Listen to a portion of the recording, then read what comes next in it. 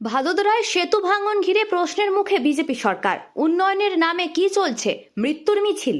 গুজরাটের ভাদোদরায় মহিসাগর নদীর উপর গম্ভীরা সেতু ভেঙে পড়ার ঘটনায় 8 জনের মৃত্যু এবং অন্তত 3 জনের আশঙ্কাজনক অবস্থা গোটা রাজ্য জুড়ে চাঞ্চল্য ছড়িয়েছে। আর এই মর্মান্তিক ঘটনার পরই প্রশ্নের মুখে পড়েছে বিজেপি শাসিত রাজ্য সরকার। সেতুটি গত বছরই সংস্কার করা হয়েছিল, কিন্তু তারপর মাত্র কমাসের ব্যবধানেই কিভাবে একেবারে ধসে পড়ল গোটা কাঠামো? এই প্রশ্নের উত্তর খুঁজছে সাধারণ মানুষ থেকে শুরু করে রাজনৈতিক মহল। স্থানীয়দের অভিযোগ, বহু আগেই সেতুটি ঝুঁকিপূর্ণ হয়ে উঠেছিল, তবুও তা নিয়ে গাছাড়া মনোভাব ছিল প্রশাসনের। ডেভেলপমেন্ট মডেল তুলে ধরে গুজরাটকে উন্নয়নের প্রতীক হিসাবে প্রচার করলেও বাস্তব ছবিটা যে অনেকটাই ভিন্ন তা এই ঘটনাতেই স্পষ্ট। বিরোধীদের অভিযোগ, দুর্নীতি, ত্রুটিপূর্ণ নির্মাণ এবং মনিটরিংয়ের ঘাটতির দায় সম্পূর্ণ সরকারের। সেতু ভাঙলো, জীবন গেল, কিন্তু কি ভাঙবে? প্রশাসনিক উদাসীনতা, উন্নয়নের মোড়কে এই কি মৃত্যুর নির্মাণ?